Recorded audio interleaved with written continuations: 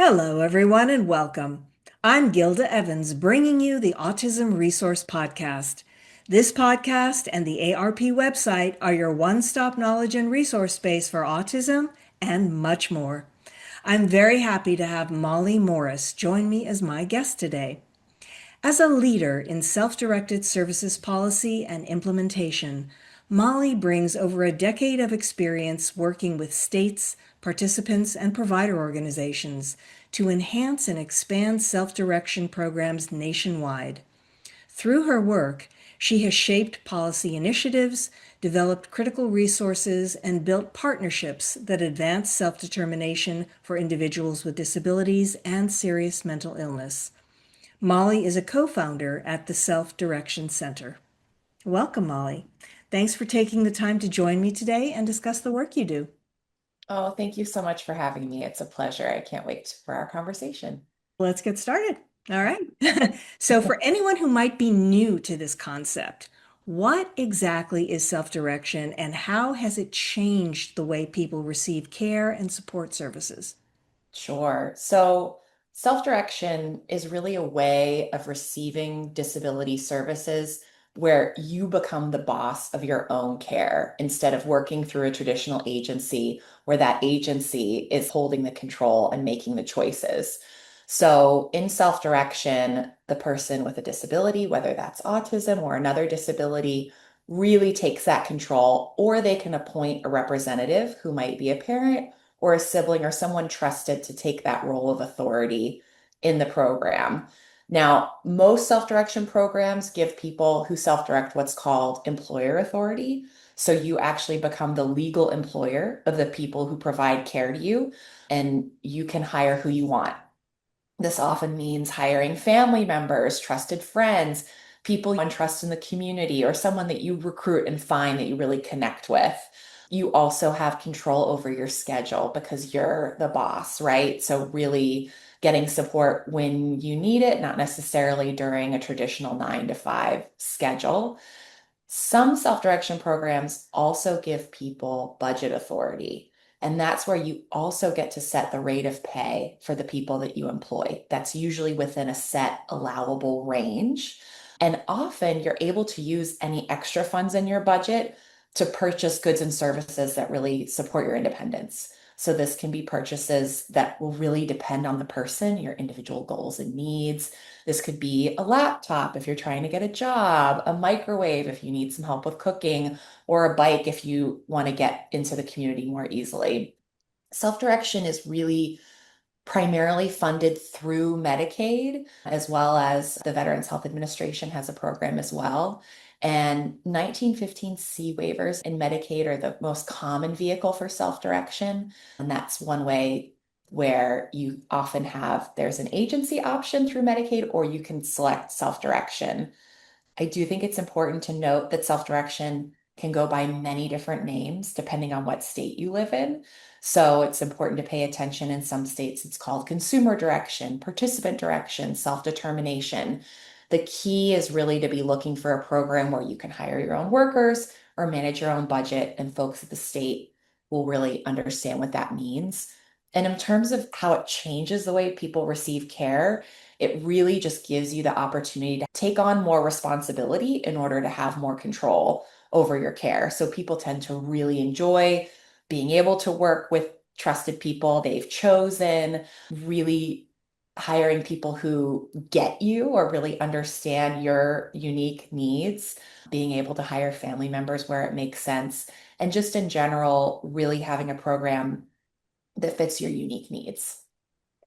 It sounds like a wonderful program, and I happen to know that it is a wonderful program because my own son participates in the program. And Wonderful. the flexibility and the leeway and everything that you just talked about has made such a huge difference and impact on his life, on his ability to do things, and on the care and services that he receives. Expanding on that a little bit, I know there's been research done on the impact that self direction has had on people's lives. What does that research say? Sure. Let me just first say that There's something really special about self-direction, which is that we have this kind of gold standard of research about self-direction and why it works well for people. And when I talk about the gold standard, I'm really talking about there was a large scale randomized control trial where people were randomly assigned to either receive self-direction or to go in a control group where they didn't receive self-direction. It's really rare in social services and human services that we get the chance to use such a rigorous method to compare the treatment to the control. When I speak to these research findings, I want to say we really know that this model works because we have this incredible foundation. That research, that randomized control trial was known as the Cash and Counseling Demonstration and Evaluation that took place in kind of mid 90s through the early 2000s. It started in three states, Arkansas, Florida, and New Jersey, and then was replicated in numerous other states. So you had thousands of participants randomly assigned. People were either in the group where they were self-directing or they were receiving traditional agency services. And they were tracked over multiple years looking at their outcomes. And it was a very comprehensive evaluation that looked at what was the effect on people with disabilities, their family members, the workers, the service use, the costs. So, some of the key things we learned, one, for people with disabilities, and again, this study looked at people with many different types of disabilities, including intellectual and developmental disabilities, but people had greater satisfaction with their care and their lives. That's statistically significant improvements. More of their needs were met, not just by having more hours, but also changing how their assistance was provided in a way that was really unique to them. The quality of care they received was really good or better and had fewer adverse health outcomes compared to those in a more traditional agency program. And they had that increased flexibility that allowed them to do things unique to them. For family caregivers, including parents, people were more satisfied and confident in the care that their family member was receiving. They had better health outcomes for the caregivers themselves, and they were more satisfied with their lives, had reduced stress and burden. And in some cases, you really trace that back perhaps to economic empowerment of being compensated for the care they were already doing. It also really helped expand the workforce to include those family members and friends who could be paid, made more workers available. So this wasn't just a small pilot study. This was massive, multi-state, multi-year experiment. And the evidence shows that both the person with the disability and family caregivers do better. And it really showed that this model has incredible impact. And since cash and counseling, additional research has continued to corroborate these findings that self-direction really has incredible impacts for people. Yeah, that's not surprising to me at all. At all. So, walk us through how self-direction might change the daily life for someone with autism. Give me an example. In general, we see a lot of examples for having more just choice and control in your daily routine and more support that's really individualized to that person. So, one story I really like is there's a guy with autism that I happen to know his mom, and his name is Jake, and he is a real lover of rock music, loves to go to concerts. He just gets such joy from that experience. But going to a concert on his terms is really important, right? Because he can handle the first couple songs, but then it gets overstimulating and it's time to leave. If he went to a concert with, say, a day program, he doesn't get a say about when he gets to leave, where he gets to sit. He has to go with the pack. And for him, self-direction has allowed him to participate in going to a rock concert on his terms in a way that best serves his needs. And it just gives him this incredible access to this thing that gives him joy in a way that works for him. I think another great example, one of my co-founders at the Self-Direction Center, Erica, she herself self-directs. And she talked about when she was in college, college kids like to sleep in, right? You want to have fun, stay up late, and then sleep in. And she said, an agency worker, I would have had to work with their schedule to get up at the time their shift starts. Whereas in self-direction, I get to set the schedule and say, you know what? 11 a.m. is when we're going to get up. That might not be like how our society usually starts their day. But for me, a 19-year-old, that's what I want. Other examples too, a family shared with me recently that the child who was self-directing in their family they were living in a rural area and having to travel over an hour away to get some specific kind of recreational therapy. And with self-direction, being able to use an individual budget, they actually went ahead and invested in a trampoline that kind of met that child's sensory and exercise needs in a way that was much more accessible on that person's terms. And that to me is a great example of using that budget to really meet someone where they are and what they need. And I think in general, a lot of these examples stem from really being able to hire people that know and get you. And self-direction in particular, it's like really having a family member or a friend who understands exactly what you like and enjoy and can meet you there. You don't have to fall into kind of a rigid program. But I think particularly with people with autism, we have really specific things that we like and know we enjoy, and self-direction can work to give space for that and amplify that. Absolutely. So much more leeway, so much more flexibility, so many more options. And that makes such a huge difference in terms of enjoyment and fulfillment and just general peace of mind. But even that said, there is sometimes a lot of fear around taking control of one's own care. So, what are some of the most common concerns that you hear, and what evidence is there that you can share to put people's minds at ease that doing something like this is actually a positive step in a good direction that will enhance your life? And once you put all the pieces in place, it's actually a really wonderful thing. Absolutely. And I think that you are taking on more responsibility, right? So that makes sense that people might feel a little intimidated. But I think first and foremost, it's really important to understand while you are taking on more responsibility, more control, you are not alone. You do not have to figure this out by yourself.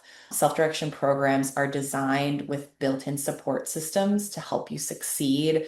There's a whole infrastructure in place, and there's really two primary supports that are going to be in place in any self-direction program. One is you're always going to have financial management services. Sometimes this is called fiscal intermediary. Again, language can vary a little bit from state to state, but it's really an entity that's there to help you handle some of the fiscal, legal, employer responsibilities of self-direction.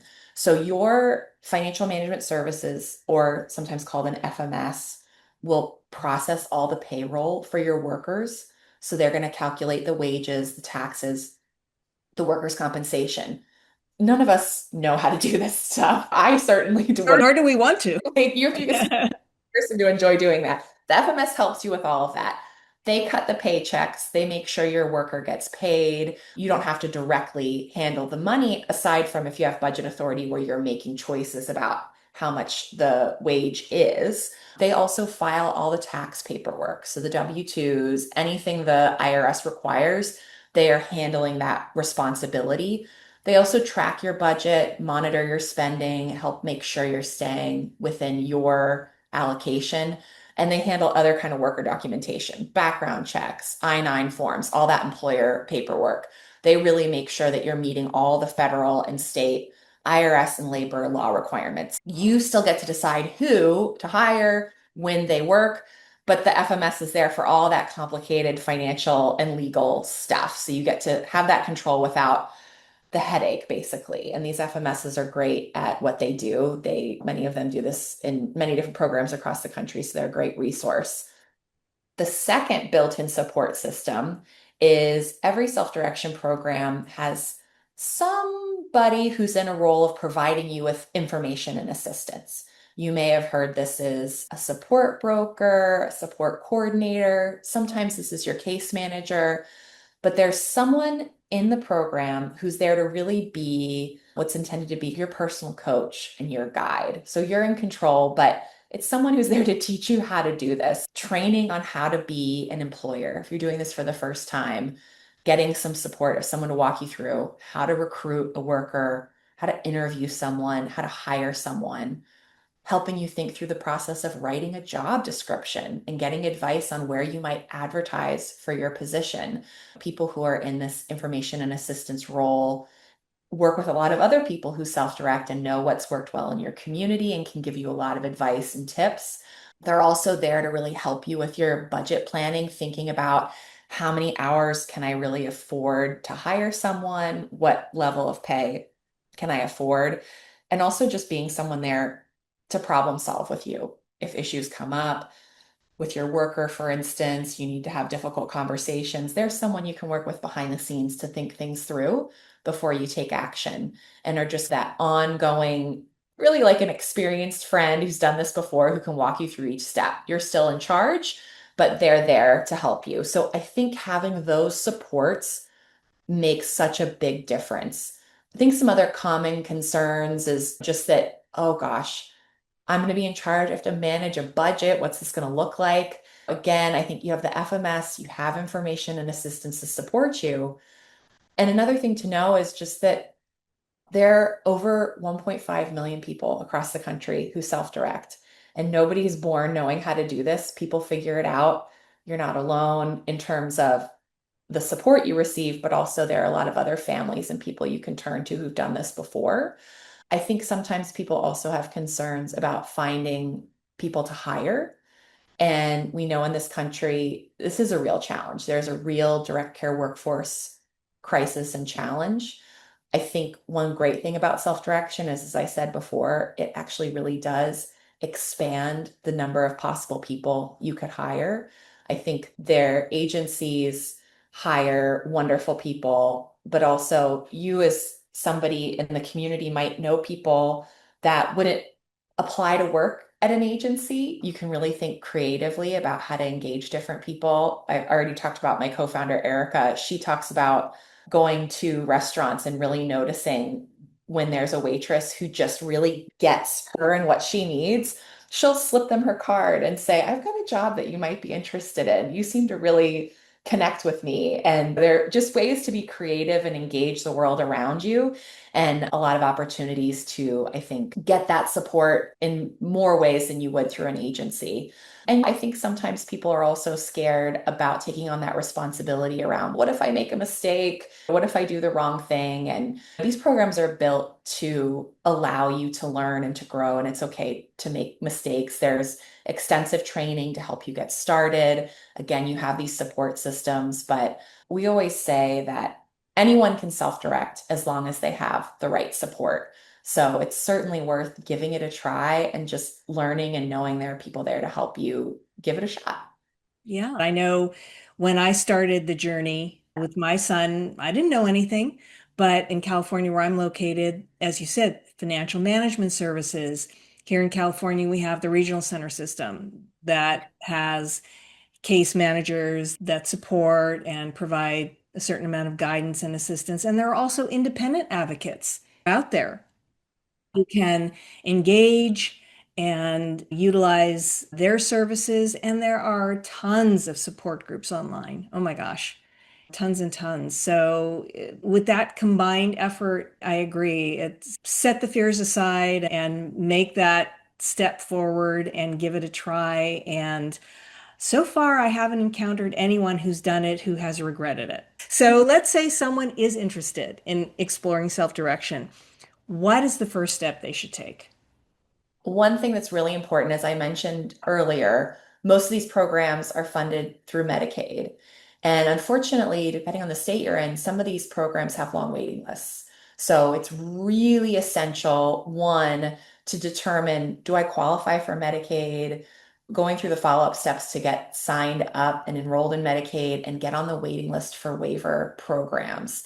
Depending on what stage in your journey you're hearing this, if you're a parent and you have a child, even at a young age, even while your child is still in school, I think it's really important to getting signed up for these waiver programs, getting on a waiting list so that you are ready when the opportunity comes up. So I think number one is getting on a waiting list right away.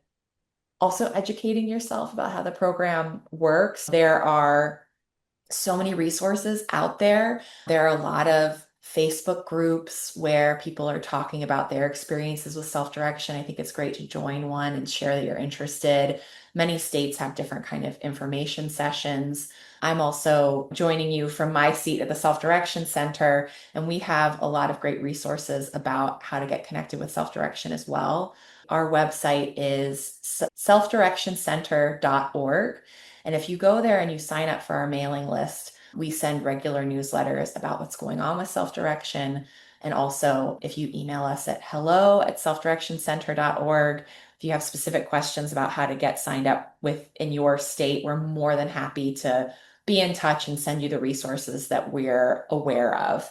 Related to getting enrolled, I think it's also important to really understand again what your state program is called, which one you qualify for.